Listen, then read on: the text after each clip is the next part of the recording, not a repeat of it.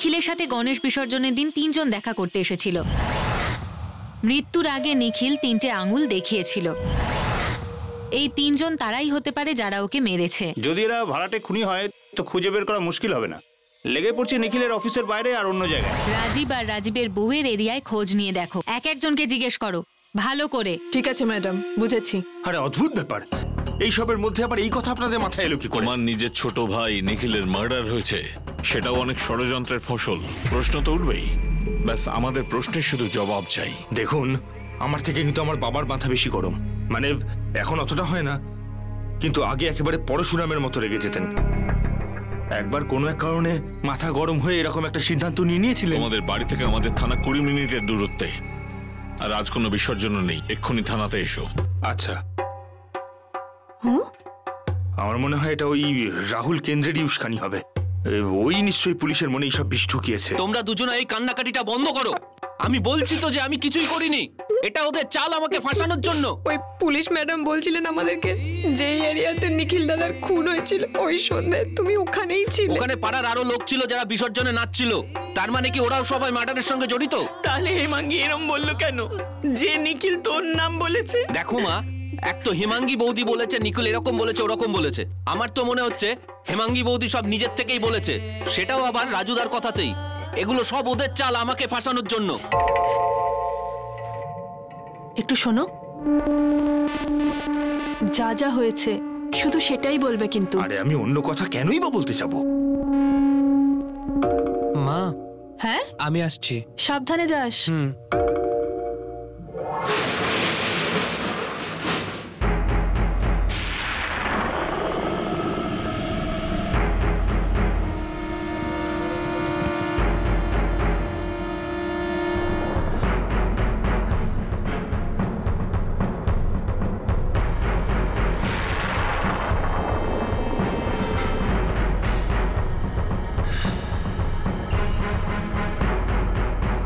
ওখানে দুটো চা দে, আর এখানে একটা চা দে।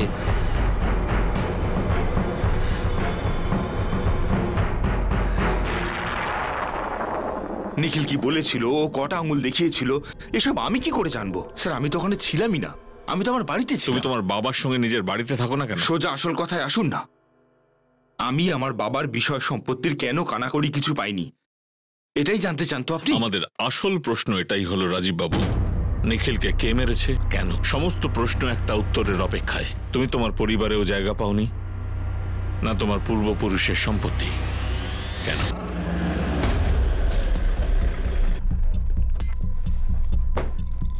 ওই যে নিখিলদার স্ত্রী আছেন না, উনি প্রায়ই আসতেন দোকানে।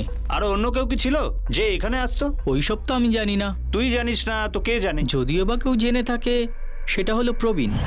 কারণ কি রাহুল মালিক ছাড়া প্রবীণই দোকান সামলাতো। আপনারা রাজুর কথা জিজ্ঞেস করছেন কেন? ওর হাত আছে নাকি এতে? এরকমটা কি হতে পারে শান্তারাম বাবু? আপনি সম্পত্তি থেকে ওকে কিছুই দেননি, না গ্রামে না এখানে, আর নিখিল সবকিছু পেল। রাজু আছে না, ও শান্তারাম বাবুর বড় ছেলে, খুব মদ খায়, খুব বেশি খেত। আমাদের ওয়াচম্যান আছে না, ওই বলছিল যে প্রতি রাতে গেট থেকে ফ্ল্যাট পর্যন্ত ওকে পৌঁছে দিতে হতো। তো তোমার বাবার শত্রুতা মদের সঙ্গে, ওনার ভয় ছিল যে তুমি পুরো সম্পত্তি মদের বোতলে উড়িয়ে দেবে। হ্যাঁ, এই মদের নেশা তো ছড়ানোও যেত, প্রপার্টি তোমার স্ত্রী তোমার বাচ্চার নামেও করা যেতে পারতো। হ্যাঁ, কিন্তু উনি এসব কিছুই করেন। তুমি লড়নি নিখিলের সঙ্গে? লড়লাম তো, নিখিলের সাথে, মায়ের সাথে, বাবার সাথে, কিন্তু কেউ আমার কোনো কথাই শুনলো না। ও আমাদের কথা শুনতো কোথায়? মদই ওকে খেয়ে ফেলেছিল। আর আমার আরেক ছেলে নিখিল, ও তো বয়সে ওর থেকে ছোট ছিল। নিজের চেষ্টায় অক্লান্ত পরিশ্রম করে ও নিজের বিজনেস শুরু করেছিল। নিখিল শুধু নিজের ব্যবসাই দেখছিল না, বরং আমাদের বুড়ো বাপ মা আর পরিবারকেও দেখছিল। আর রাজু, ও নিজেকেই সামলাতে পারছিল না। আচ্ছা মা, তোমার কি মনে হয় বাবা যেটা করছে সেটা ঠিক? আর তুই যে নিজের জীবনের সঙ্গে যেটা করছিস সেটা কি ঠিক? আরে মা, চান্স দাও একটা। কেন বাবা, একটা সেকেন্ড চান্স তো দেওয়া উচিত। আমি আর কখনো কাউকে নিরাশ করব না, কথা দিচ্ছি। চান্স স্কুলের বাচ্চাদের দেয়। তোর নিজের ছেলে 11 ক্লাসে পড়ে, 11 বছর ধরে তুই বলছিস তুই শুধরে যাবি না, তুই পথে ফিরবি না, তুই মদ ছাড়বি। আরে মা, মদ ছেড়ে দেবো আমি, আমি নিজেকে নিজে সামলাবো।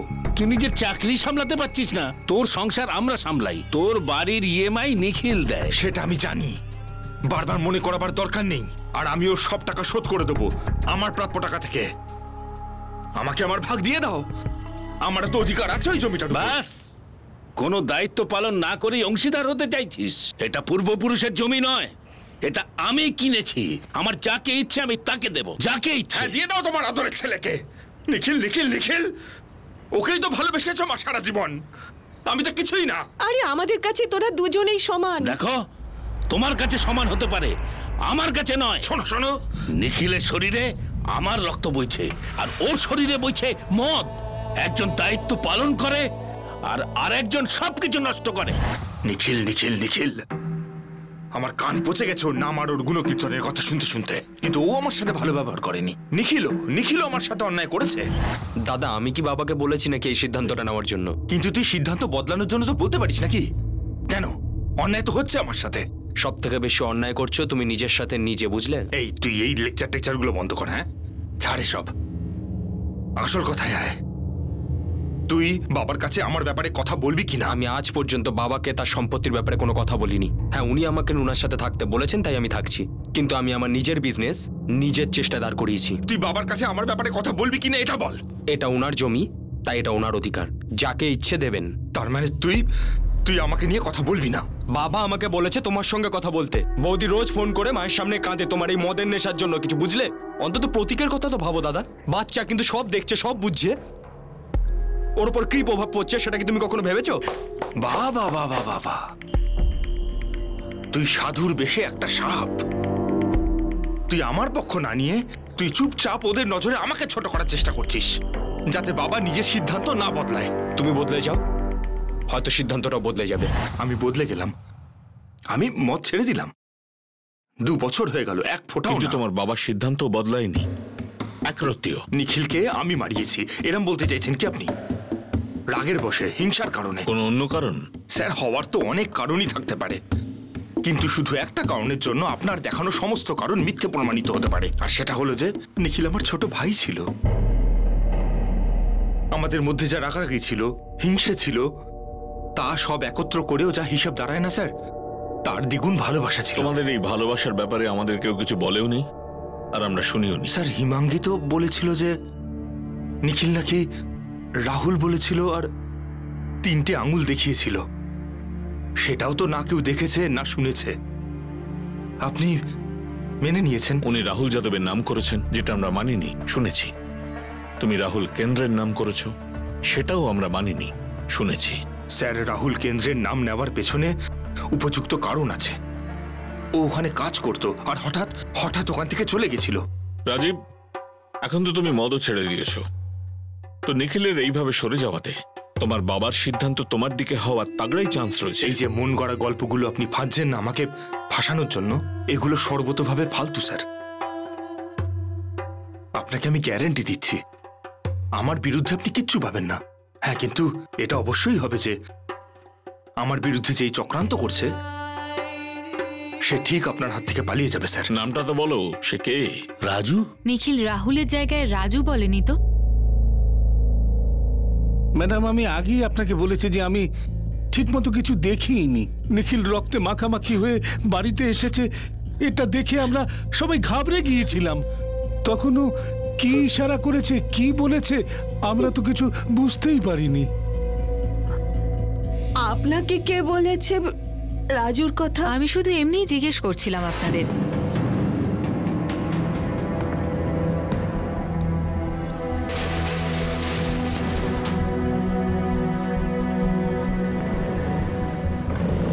স্যার, এই হেমাঙ্গী সার্নাব রাজীব সার্নাবের ছোট ভাইয়ের স্ত্রী স্যার। দুজনে একই পরিবার থেকে বিলং করে আর দুজনের মধ্যে রেগুলারলি কথাবার্তা হয়। এদের বাদ বাকি ফোন কলস কিছু পেলে সেখানে? বাকি দুজনের কল রেকর্ডসের মধ্যে সেরকম অবাক হওয়ার মতো কিছু নেই স্যার। সমস্ত কলই কাজের স্যার, রিলেটেড। খোঁচরেরা ফিল্ডে আছে, কিন্তু ওই 3 জনের সম্পর্কে ডিটেল পাওয়া যায়নি যারা নিখিলের সাথে দেখা করেছিল।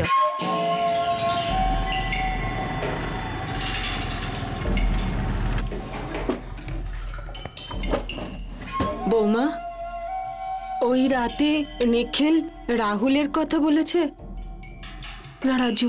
মা, এসব কিছু আপনাকে কে বললো? বলো না। আমার না একটু সন্দেহ হচ্ছে। কি? নিখিল এত গুরুতর আহত হয়েছিল, অনেক রক্তও বেরিয়েছিল, ও অজ্ঞান হয়ে গেছিল। কিন্তু হেমাঙ্গী তো ব্যাগ আর ল্যাপটপ খুঁজতে বেরিয়ে গেল। কিছুই বুঝতে পারছি না। আয়।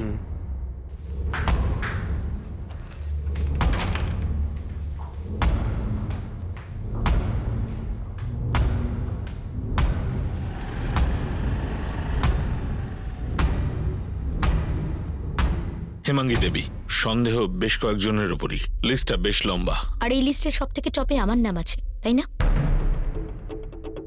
ঠিক আছে, আমি স্বীকার করে নিচ্ছি যে আমি আপনাদের একটার পর একটা মিথ্যে বলেছি। নিখিল রাহুল নয়, রাজু নামটা বলেছিল, যেটা দাদার বাড়ির নাম। রাহুল নামটা আমি আপনাদের বিভ্রান্ত করার জন্য বলেছিলাম। আর নিখিলের মার্ডারে আমার হাত আছে, সেই জন্য আমি ওকে ছেড়ে দিয়ে ব্যাগ আর ল্যাপটপের খোঁজে বেরিয়ে গেছিলাম। হ্যাপি? সত্যিটা জানতে পেরেছেন তো?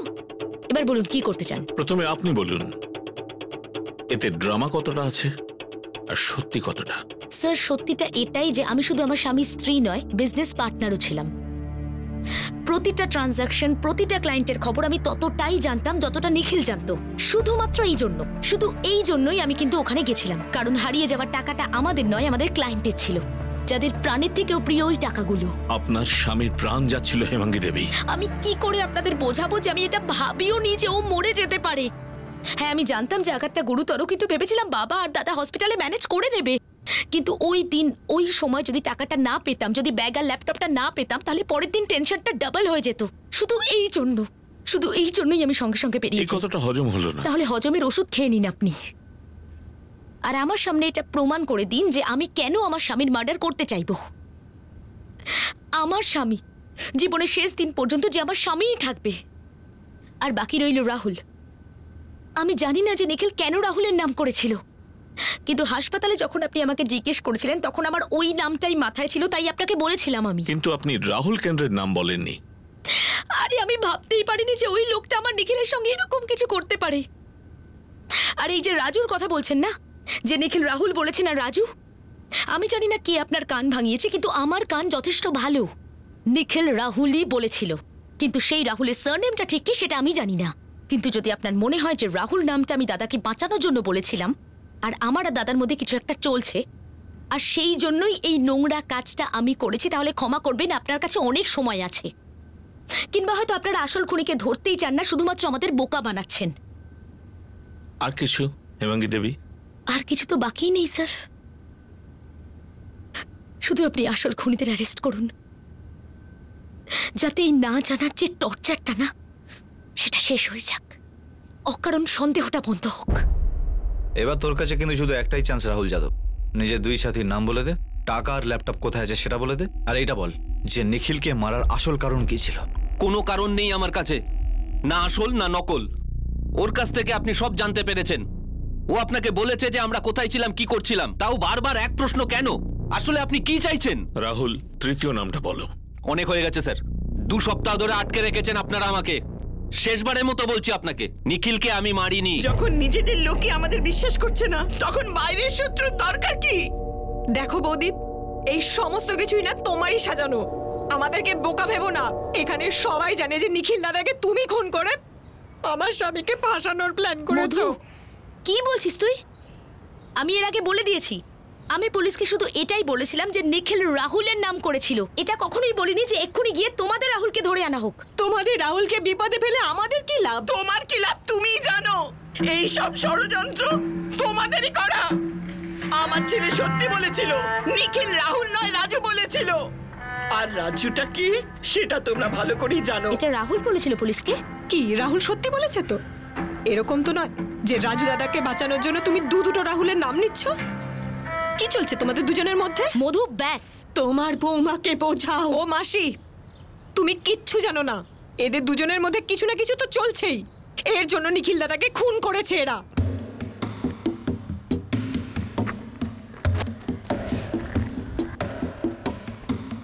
স্যার, নিখিলের স্ত্রী কনফার্ম তো হয়েছিল যে ওই রুট দিয়ে নিখিল ফিরবে কিনা। আর হামলাকারী ওত পেতে বসেছিল। এখনো পর্যন্ত আমাদের সমস্ত অ্যাঙ্গেল একটা সাইডেই। বিসর্জনের 10 দিন আগে, অর্থাৎ বিসর্জনের 5ম দিনে এবং 7ম দিনে নিখিল এই রুট দিয়ে বাড়ি গিয়েছিল। এটাই নিখিলের স্ত্রী বলছে। বিসর্জনের পঞ্চম এবং সপ্তম দিনেও ওই রুট দিয়েই বাড়ি ফিরেছিল। এবারে হেমাঙ্গি আর রাজীবের অ্যাঙ্গেলটা এক সাইডে রাখছি। ধরে নিয়ে অ্যাটাকটা কোনো অজ্ঞাত গ্যাং করেছে। আমরা র্যান্ডম অ্যাটাকই ধরি। এই গ্যাং আগে থেকেই জানতো নিখিলের কাছে এতটা হার্ড ক্যাশ আছে। বি, গ্যাং নিখিলের মুভমেন্টকে খুব ভালোভাবে স্টাডি করেছিল। হয়তো বিসর্জনের পঞ্চম এবং সপ্তম দিন। তিনটে লোক খুনের দুপুরে কিন্তু এসেছিল নিখিলের অফিসে।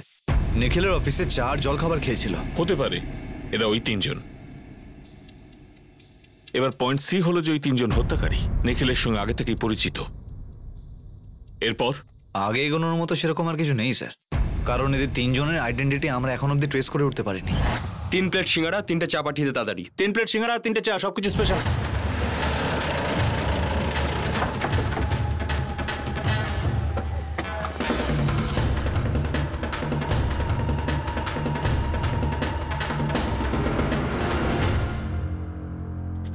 নিখিলের রুটের স্টাডিটা এখান থেকেই হয়েছিল মনে হচ্ছে। বিকেলের এই সময় ওর ক্লোজিং টাইম হয় স্যার। হয়তো তিনজন আগে থেকেই মরিচকে ছিল না, হয়তো এখান থেকেই পিছু নিয়ে থাকবে। চলো 1 সেকেন্ডের জন্য ধরে নেই হেমাঙ্গি যেটা বলছে সেটা সত্যি বলছে, যে নিখিল রাহুল বলেছিল আর 3 আঙুল তুলেছিল। তাহলে কি রাহুল যাদব নিখিলকে অ্যাটাক করেছে? Possible sir. নিখিল হয়তো অ্যাটাকারদের মধ্যে রাহুলকে চিনে নিয়েছিল। নাকি রাহুল অ্যাটাকারদের মধ্যে ছিল না, কিন্তু ওদের সাথে কানেক্টেড ছিল। মানে স্যার ও 3 হামলাকারীকে এই চা জল খাবারের দোকানে দেখেছে, যেটা রাহুল যাদব। হয়তো এই তিনজন রাহুল যাদবের দোকানে কাজ করে। হয় এরকম রেয়ার কেসেস যেখানে মাসাধিককাল ইনভেস্টিগেশনের পরেও এভিডেন্সের একটা চিহ্ন হাতে আসে না। স্যার এই যে 2+2 করে আপনি যে অ্যাঙ্গেলটা ভেবেছিলেন, যে তিনজন লোক রাহুলের দোকানে বসেছিল আর নিখিলের মুভমেন্ট স্টাডি করছিল, হয়তো ফলো করছিল, এটা একটা সেন্সিবল অ্যাঙ্গেল বলে মনে হচ্ছে। একবার দুবার ট্রায়ালও করেছে। আর বিসর্জনের 10ম দিন ওরা ওকে অ্যাটাক করে, তখন ওখানে চেঁচামেচিও ছিল। এতে ওদের সুবিধাও হয়। অ্যাটাকার্সরা টাকা আর ল্যাপটপ ছিনতাই করে। হয়তো ওদের টাকাটাই দরকার ছিল, ল্যাপটপটা বোনাস। নয়তো ল্যাপটপের দরকার ছিল আর অর্থটা বোনাস। সেই সময় আমরা মাস্টার মাইন্ড অব্দি পৌঁছতে পারছিলাম না, সেই জন্য ওই হত্যাকারীকে খুঁজছিলাম যে আমাদের ওই মাস্টার মাইন্ড অব্দি পৌঁছে দেবে। একটা ফোনই তো অনেক কষ্ট করে কিনেছি স্যার, 2টো ফোন কেনার সামর্থ্য কোথায়? সেই বিকেলে নিখিলকে তুই যেতে দেখেছিলি অফিসে? হ্যাঁ দেখেছিলাম স্যার, আপনাকে তো বলেও ছিলাম। তো সেই দিন তার পেছনে তুই তো 3টে লোককে পাঠিয়ে দিলি। আমি কখনোই কাউকে পাঠাইনি নিখিলদার পিছনে। আর আপনি এরকম কেন জিজ্ঞাসা করছেন? প্রবীণের গত 1 মাসের প্রত্যেকটা কল চেক করে দেখো। একটু সন্দেহ হলে ওকে ফলো করো। কারোর সাথে কথা বলতে হলে, কাউকে তুলতে হলে সোজা আমার কাছে নিয়ে এসো। স্যার যদি ভাড়াটে খুনি হতো তো গুলি করে দিত, নয়তো ছোড়া বা রামপুরি দিয়ে কাজ ছেড়ে ফেলতো।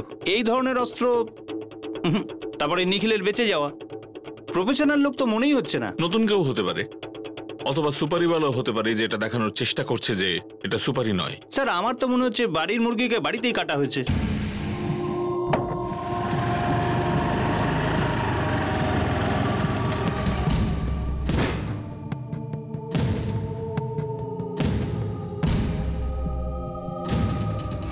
অ্যাটাকার নিশ্চয়ই ছিল, কিন্তু আমরা এটা এখনো জানি না স্যার যে ওদের কোনো মাস্টারমাইন্ড ছিল না। রাজীবের অ্যাঙ্গেলটা মনে হচ্ছে হতে পারে, কিন্তু কোনো ব্রেক থ্রু নেই। সেটা না হওয়ার কারণ হলো প্রত্যেকটা অ্যাঙ্গেল একে অন্যের দিকে পয়েন্ট করছিল, কেউ বাইরের দিকে পয়েন্ট করেইনি, ফলে কোনো রাস্তাই পাচ্ছিলাম না। কিন্তু অ্যাটাক তো হয়েছে স্যার, আর এই ধরনের অ্যাটাকে নিজেদের মধ্যে ফোন কমিউনিকেশন তো নিশ্চয়ই হয়েছে।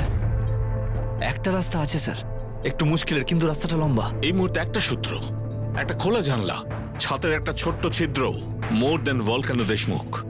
বলে ফেলো, কি রাস্তা ভেবেছো তুমি? স্যার মার্ডারের দিনে ওই রাস্তার সমস্ত ডামডেটা বার করা যাক। সুরবাট নাকা, যেখানে নিখিলের অফিস, ওখান থেকে মরিচক, আর তীর্থবাড়ির রাস্তা, যেখানে নিখিলকে অ্যাটাক করা হয়েছে। 10ম দিনের বিসর্জন, 1000 লোকের ফোন থাকবে ওই এরিয়াতে। তবু চেষ্টা করা যাক, লেগে পড়ো।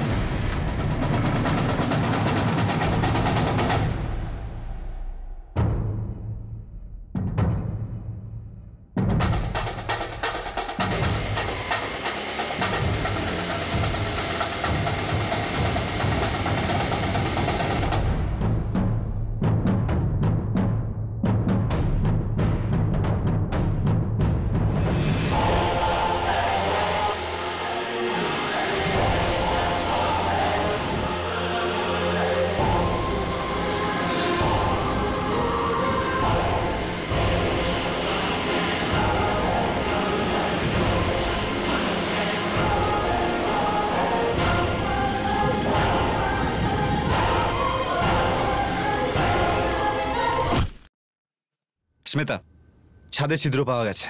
একটা সিঙ্গেল ম্যাচিং বোধহয় পেয়েছি। স্যার 7:16 সুরবাত নাকা থেকে ফোন এসেছিল। স্যার 444567984 এই লোকেশন সুরবাত নাকায়, যেখানে নিখিলের অফিস রয়েছে। 444 567 984 984। স্যার 444568974 এই নম্বর থেকে 444989098 নম্বরে 7:19 ফোন করা হয়েছে, যেটা মরিচকে উপস্থিত ছিল। 444989098 098 7:16। এই নাম্বারের লোকেশন 7:28 সুরবাডনাকা থেকে বেরিয়ে মরিচকে ঢোকে, আর এই নাম্বারে ফোন হয়। স্যার নিখিলের মোবাইলের লোকেশন ট্র্যাকিং এর লগে ওর লোকেশন 7:23 মরিচকে ছিল। তার মানে এই অনুমান করা যায় যে অ্যাটাকারদের এই নাম্বার নিখিলের মরিচকে পৌঁছানোর 5 মিনিট পরে পৌঁছয়, যেখানে এই নাম্বারটা আগে থেকেই ছিল। স্যার ট্র্যাকিং চার্ট শো করছে যে এই 3টে নাম্বার নিখিলের নাম্বার, এই দুটো অজ্ঞাত নাম্বার একই ডিরেকশনে মুভ করছে, মরিচক থেকে তীর্থবাড়ি। মরিচক এরিয়াতে সেই সময় 2003টে সিম কার্ড অ্যাক্টিভ ছিল, আর তার মধ্যে এই সময় আমাদের কাছে রয়েছে এই দুটো নাম্বার, যে দুটো আমাদের রাডারে। স্যার এই দুটো নাম্বারের ডিটেলসের রিকোয়েস্ট পাঠিয়ে দিয়েছি।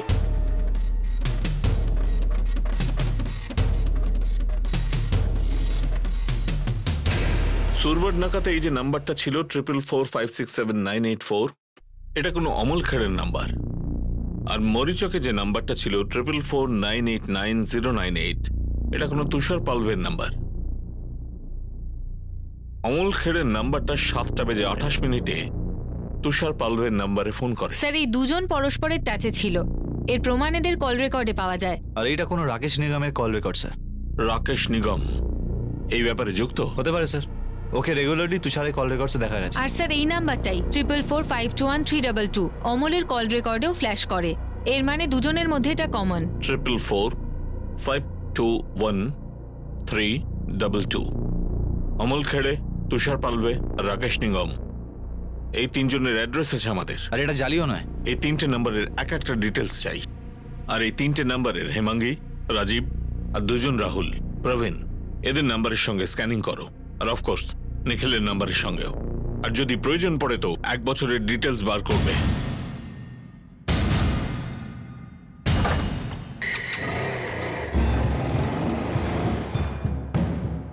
মহাদেব বাবু, এই যে এই ফ্ল্যাটটা আছে না, একদম ড্রিম ফ্ল্যাট, আপনার দেখলেই পছন্দ হয়ে যাবে। আসুন।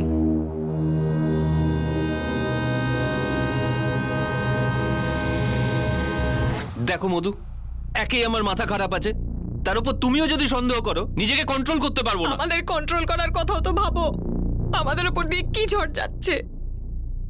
রাহুল, পুলিশ কেন তোমাকে ছাড়ছে না? দেখো, আমার জ্বালার উপর তুমি আর নুন ছিটিও না। এখন এই দিনই দেখার বাকি ছিল যে নিজের লোকেরাই আমাকে সন্দেহ করছে।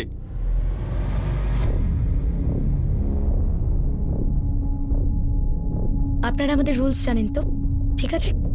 যেখানে ক্রস করেছি ওখানে সাইন করে দিন প্লিজ।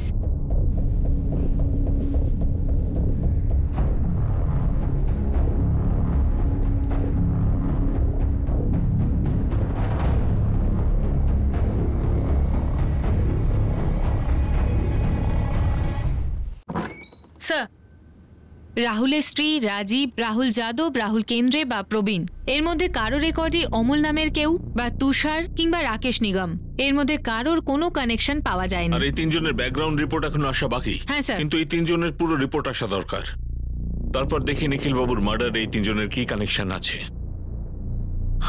নাকি কিছুই নেই।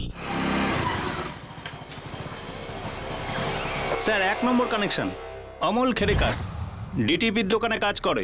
স্যার 2য় কানেকশন রাকেশ, ওই স্টেট এজেন্টের কাছে কাজ করে, লোকেদের বাড়িটারি দেখায়। কিন্তু রাকেশ নিগম তো 3য় জন না, মাঝখানে দুজন কোথায় গেল? তুষার পালবে। আপনার কেস কিন্তু এই তুষারই ক্লোজ করবে স্যার, যত সম্ভব এই নাটের গুরু। হিস্ট্রি শিটার নাকি? পাড়ায় তো শুনেছি স্যার খুব কেতা নিয়ে ঘুরে বেড়ায়। History sheet? এর নামে থানায় যথেষ্ট হিস্ট্রি রয়েছে। স্যার আমাকে আমার এক খোঁচর বলেছে, কদিন ধরে এই তুষার খুব উড়ে বেড়াচ্ছে। উড়ছে মানে? যখন কারো পকেট ভর্তি থাকে তখন সে উড়ে বেড়ায়।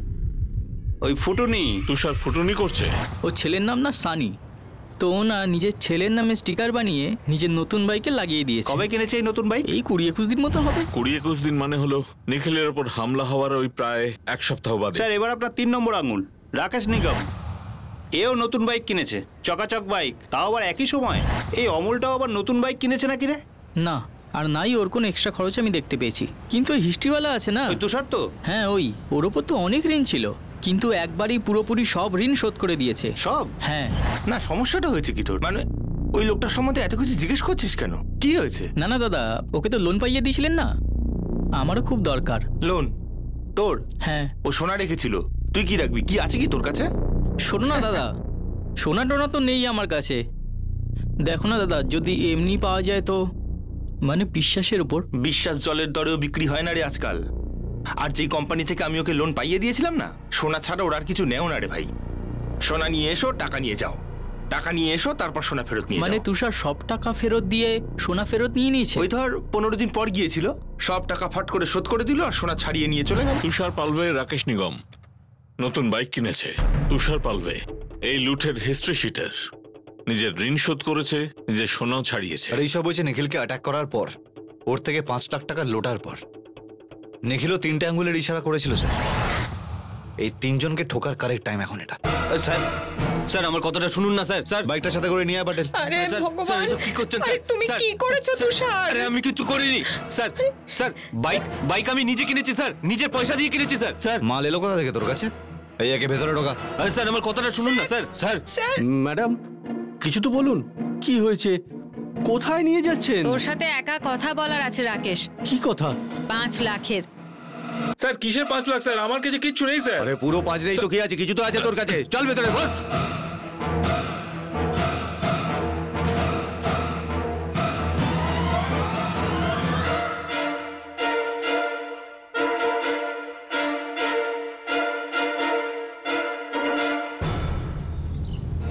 দেখো সবাই, টেনশন নিও না, আমরা সবাই সেফ। আমাদের কাছে পুলিশ কোনো মতে পৌঁছতে পারবে না, তাই নর্মাল থাকবে। ভিকটিম নিখিল 3টে আঙুলের ইশারা করেছিল, 3টে আঙুলই এই 3 জনকে রিপ্রেজেন্ট করছিল। কিন্তু রাহুলের কি? ভিকটিম 3 আঙুল ইশারা করার আগে রাহুলের কথাও বলেছিল, ওই কানেকশনটা মিসিং। একদম ঠিক বলেছো, কিন্তু আমরা আমাদের বেসিক থিওরিতে ফিরলাম যে নিখিল বাবুর মুভমেন্ট স্টাডি করা হয়েছিল নিখুঁতভাবে রাহুল যাদবের দোকান থেকে। কারেক্ট।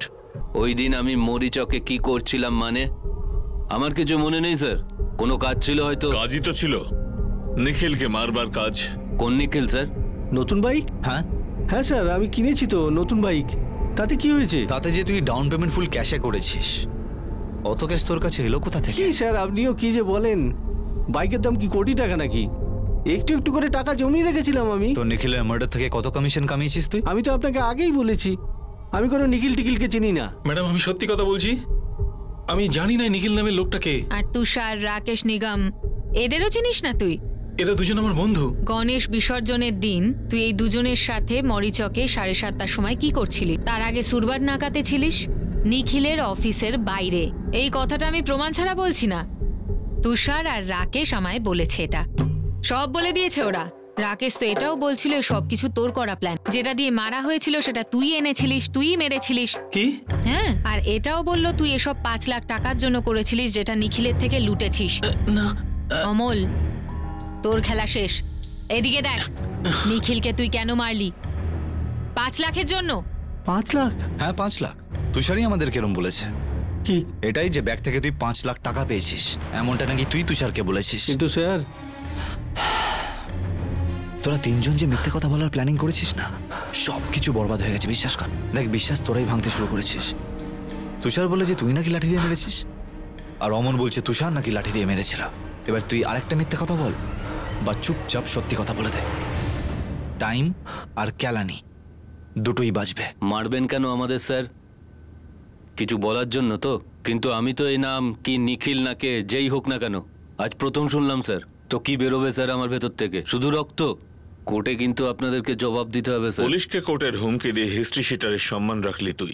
এমনিতেও কোর্ট এখান থেকে 1 কিলোমিটার দূরে, কিন্তু তোর থেকে না কয়েক মাইল দূরে। আমাদের এই লকআপটা খুব বড়। এখানে তোর 2 জন সঙ্গী অমল আর রাকেশ দুজনেই ছটফট করছে। 2-4টে থাপ্পড় খেয়েছে সালারা, তারপর পুরো হিস্ট্রি বলেছে। এটাও বলেছে তোর পুরনো বাইকটা ব্যবহার হয়েছিল।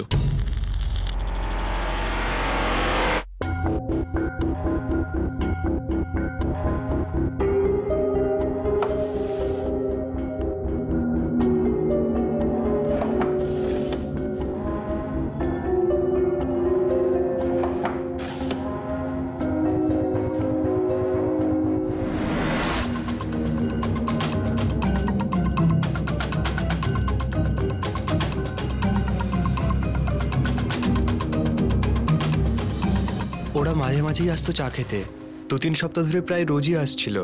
চা খেত, খাবার খেত, আর তারপর চলে যেত। এই জন্যই ওদিকে চিনি স্যার।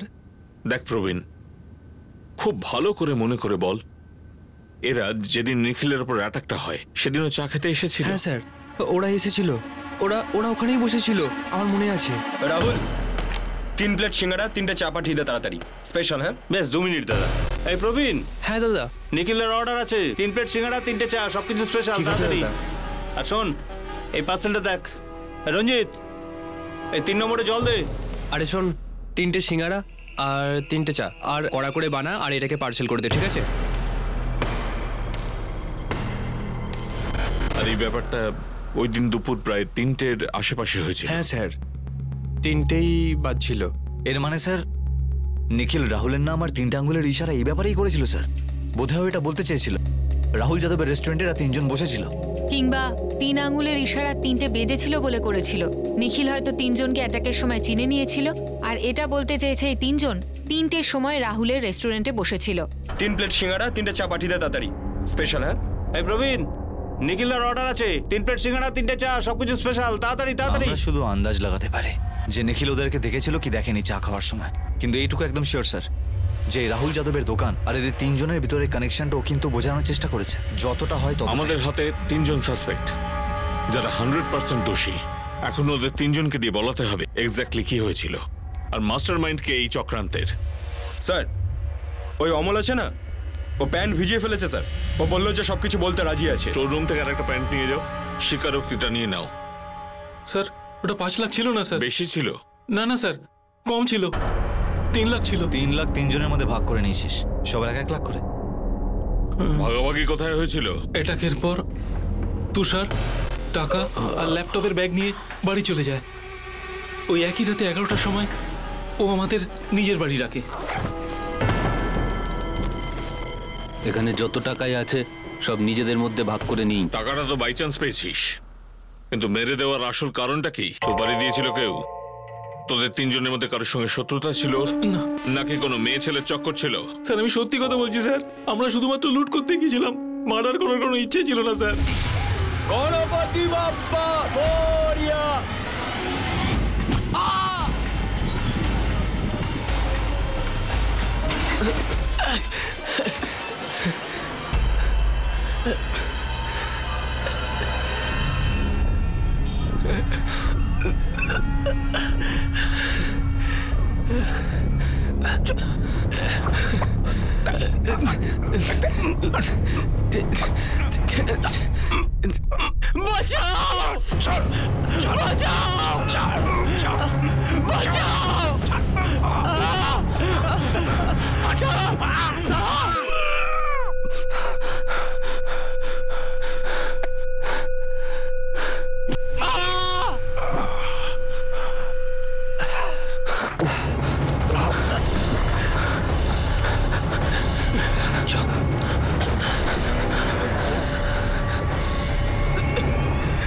তো 2 সপ্তাহ ধরে তোরা 3জন রাহুল যাদবের দোকানে বসে নিখিলকে স্টাডি করছিলি? হ্যাঁ স্যার, আমরা ওর পিছুই নিয়েছিলাম। আমরা দেখেছিলাম 5ম আর 7ম দিন ও অন্যদিকে রাস্তাটা নিয়েছিল, তারপর মনে হয়েছিল 10ম দিনও ওই একই রাস্তায় যাবে।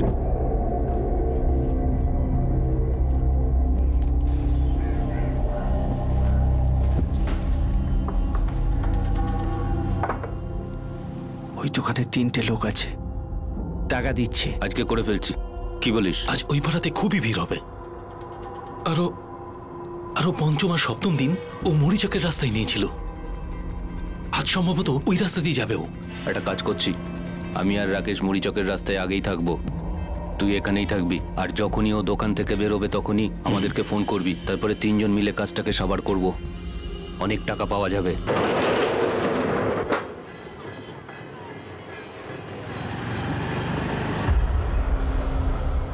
ও এখনই বেরোলো। টাকা তো লুটলি তোরা, কিন্তু মার্ডারটা কে করাতে চেয়েছিল? তুষারি আমায় ফোন করে ডেকেছিল স্যার, বললো টাকা পাওয়া যাবে। কিন্তু স্যার, আমি যতটা জানতাম শুধু লোটারই প্ল্যান ছিল, কিন্তু মার্ডার করার কোনো প্ল্যান ছিল কিনা আমি জানতামই না স্যার, সত্যি বলছি স্যার। কিন্তু যেদিন আমি আর রাকেশ খবরের কাগজে পড়লাম যে নিখিল হসপিটালে ভর্তি হয়েছিল, ও মারা গেছে, সত্যি বলছি স্যার, আমাদের অবস্থা খারাপ হয়ে গেছিল। দেখো সবাই টেনশন নেবে না, আমরা সেফ আছি। আমাদের কাছে পুলিশ কিছুতেই পৌঁছতে পারবে না, তো নর্মাল থাকো। মরে তো গেল ওই নিখিল লোকটা। আমরা সবাই একদিন মারা যাব, তো কি করব? সময় সময়েরই ব্যাপার। হ্যাঁ, কিন্তু ওর মৃত্যুটা তো আমাদের ঘাড়েই চাপবে, তখন কি করব? কিছুই করব না। প্রথম কথা, এটা মার্ডার না, আর দ্বিতীয় কথা, আমাদের নাম আসার কোনো চান্স নেই। শোন রাকেশ, অমল কোর্টে নিজের দোষ স্বীকার করছে, আর তোদের দুজনের বিরুদ্ধে সাক্ষী দেবার জন্য তৈরিও আছে। মার্ডার আর তোরা যে ক্যাশটা লুটেছিস, ও কোর্টে আমাদের তরফ থেকে সাক্ষী দেবে। শুধু লুট? কিন্তু মার্ডার করার মতো তো কোনো প্ল্যান ছিল না। মারার প্ল্যান যদি না হতো না, তোকে মারতেই না। ওর মাথায় গায়ে জোর দিয়ে লাঠি দিয়ে না, শুধু মারার জন্যই হতে পারে, শুধু মার্ডার করার জন্য। স্যার, ও ব্যাগ ছাড়তেই চাইছিল না, এর জন্যই অনেকবার আঘাত করতে হয়েছে স্যার। তোরা তিনজন মিলে ব্যাগটা নিতে পারছিলিস না? কাকে বাঁচানোর চেষ্টা করছিস তুই? তুই এটা পরিষ্কার করে বল, কে চাইতো যে নিখিল মরে যাক? ভাই, সোনাই তো বন্ধক রেখেছিস না, ছাড়িয়ে নিবি তাড়াতাড়ি। কি করে ছড়াবো? সুদের ওপর সুদ বাড়ছে, তার উপরে বাচ্চা হয়েছে, অনেক দিন হলো বড় হাত মারিনি। আরে পয়সা কড়ির খুব টানাটানি চলছে রে। আরে আমাকেই দেখ না, এত বছর ধরে এখানে কাজ করে যাচ্ছি, কমিশনের বেলায় যত সামান্য। দিনরাত এটাই ভাবতে থাকি যে কবে নিজে স্টেট এজেন্সি খুলবো। আচ্ছা শোন, তুই যে এই বড় হাত বলিস, এতে কত আমদানি হয়? এরকম কিছু ফিক্স থাকে না, হাত মারার পর বোঝা যায় কত টাকা আমদানি হলো। একটা লোক আছে, টাকা ট্রান্সফারের কাজ করে ও। আমি নিজে 3-4 বার মালিকের টাকা ট্রান্সফার করিয়েছি ওর কাছ থেকে। কে রে? নিখিল নাম লোকটার। এই এখানেই ওর দোকানটা। দোকান লুটবো? আরে না, খুব ভিড়ভাড় এলাকা ওটা। তাহলে কি? গত সপ্তাহে সন্ধে ওই 6টা নাগাদ আমি আমার মালিকের 25,000 টাকা জমা করতে গিয়েছিলাম। ওই টাকাটা ওর ব্যাগের মধ্যেই রাখলো, আর ওই ব্যাগটার মধ্যে অনেক টাকা ছিল, কম করে লাখ টাকা তো হবেই। ওই ব্যাগটা নিজের সাথে নিয়েই ও দোকান বন্ধ করে স্কুটারে করে চলে গেল।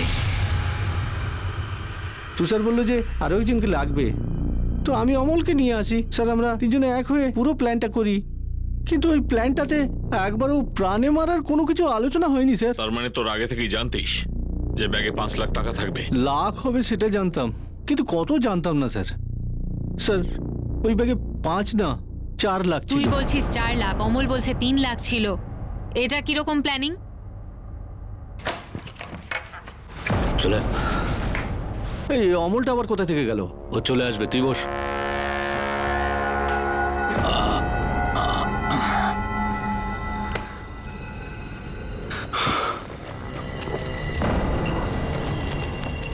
আরে দাঁড়া, ওই অমলটাকে আসতে দে। এখানে 4 লাখ আছে, আর আমরা 3 জন আছি। তাতে 1,33,333 সবাই পাবো। ভাই 1 লাখ করে 3 জনে, আর তোর আর আমার মধ্যে 50 এক্সট্রা।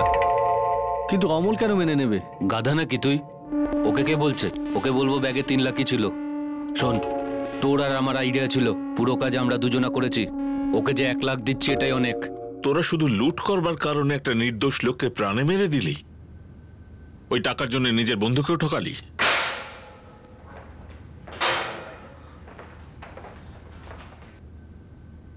স্যার, এখন আর তোকে কিছু জিজ্ঞেস করবো না, ব্যাস কোর্টে এই আর্জি দেবো যাতে তোর জামিন না হয়। স্যার, ওনার মৃত্যুটা একটা অ্যাক্সিডেন্ট ছিল স্যার, ওকে মারার কোনো ইচ্ছা ছিল না স্যার আমাদের।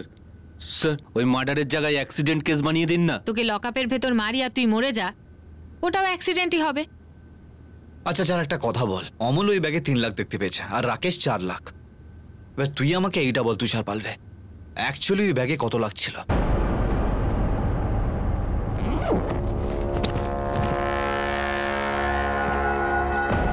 $5 লাখ ছিল স্যার। তো 1 লাখ টাকা তুই আগে থেকে নিজে বার করে রাখলি? হ্যাঁ। আর নিখিলের ল্যাপটপ বেচে দিলি?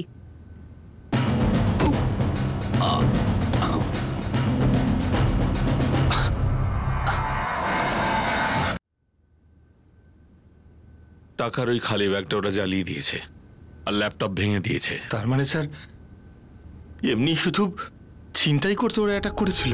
হ্যাঁ, কিন্তু নিশানাটা আগেই করেছিল, পুরো প্ল্যানিং এর সঙ্গে। নিখিল যেটা বলেছিল রাহুল আর 3টে আঙুলের ইশারা, সেটা ঠিক ছিল। হয়তো নিখিল এটাই বলতে চেয়েছিল যে রাহুল যাদবের দোকানে বসা 3টে লোক ওকে অ্যাটাক করেছিল। হয়তো এই কথাটা 100% প্রমাণ করা যাবে না, হতে পারে নিখিল ওদেরকে বেশ কয়েকবার দেখেছে ওখানে, কারণ ওখানে বসে ওরা নিখিলের উপর নজর রাখতো।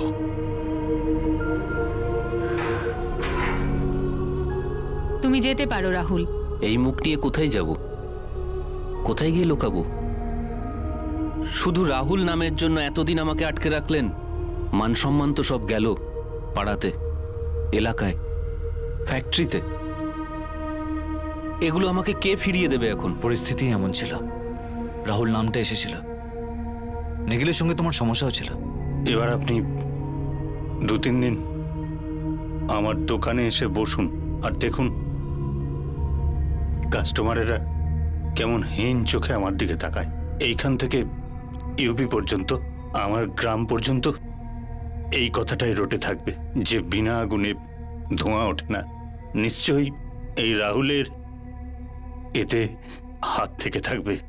এটা আমাদের আফসোস যে 3 জন আসল অপরাধীর কাছে পৌঁছানোর জন্য 2 জন নির্দোষ লোককে সন্দেহের দৃষ্টিতে দেখার ফলে তাদের অনেক কিছু সহ্য করতে হয়। কেস ক্র্যাক করবার জন্য 2 জন নির্দোষ লোক এবং তাদের পরিবার প্রচুর কষ্ট সহ্য করেছে। স্যার, একটা প্রশ্ন বারবার সামনে আসছে, যেই টেকনিকের সাহায্যে আপনি কেসটা ক্র্যাক করলেন সেই টেকনিকটাই যদি ইনভেস্টিগেশনের শুরুতে ইউজ করা হতো তাহলে কি এই নির্দোষদের অসুবিধে লাঘব করা যেত? কিন্তু এই আনকানেক্টেড র্যান্ডাম মার্ডার টাকা পয়সার জন্য বা অন্য কিছুর জন্য একটা ধোঁয়াশা তৈরি করে রাখে। অনেক মিসলিডের সম্মুখীন হতে হয়। থাকে মিসলিডস, কেননা ন্যাচারালি প্রথমে সন্দেহটা কাদের দিকে যায়? তার উপর যার ভিকটিমের মৃত্যুতে লাভ হবে সেই সাসপেক্ট ফার্স্ট লাইন অফ ইনভেস্টিগেশনের সাবজেক্ট হয়ে ওঠে। এখন তোমাদের প্রশ্ন হলো যে আমরা সেই লাইন অফ ইনভেস্টিগেশন কেন আগে ভাবিনি যেটাতে কেস ক্র্যাক হয়েছে? তার জবাবে আমি এটা বলবো যে কোনো ইনভেস্টিগেটর এটা আগে থেকে বলতে পারে না বা ভাবতে পারে না। যে টেকনিক সে ইউজ করছে সেটা ফেল করবে। ইনভেস্টিগেশনের রাস্তায় যখন ডেড এন্ড চলে আসে তখনই আমরা রাস্তা বদলাই। আগে থেকে আমরা এটা গেস করতে পারি না ওই রাস্তার কোনো ডেড এন্ড হবে। ইনভেস্টিগেশন একটা পাহাড়ে চড়ার মতো ব্যাপার, জাস্ট স্টেপ বাই স্টেপ বাধা পেরোনোর চেষ্টা থাকবে, কিন্তু কোনো স্টেপে এই ব্যাপারটা যেন না হয় যে কোনো ইনোসেন্ট যেন কষ্ট না পায়। আসল কথা নির্দোষীদের সুরক্ষার জন্য আমরা, কিন্তু মানুষ তো, কাজটাও এমন, মিস্টেক হতেই পারে, কিন্তু সব সময় তার জন্য দুঃখ হয়, always. For more updates, subscribe to our channel, click the show links and enjoy watching the videos.